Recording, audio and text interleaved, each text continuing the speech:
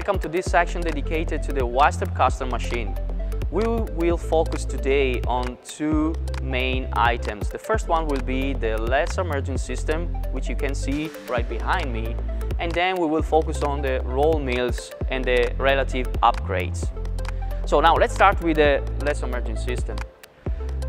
As most of you probably knows, with the punching technology and with the S.p.A custom machine, we have the problem of the dross inside the pot. In fact, we have a lot of chips and material scraps coming back from the main process. Just imagine that only the 70% of the chips come back from the punching process, and then the rest come back from the trimming size and from the slab cutting.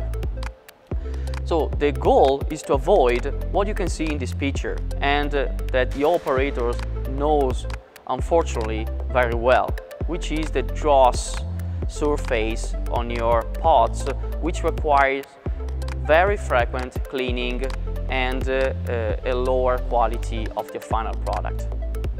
But now let's move to the machine itself for a deeper explanation of the process, and go back then here.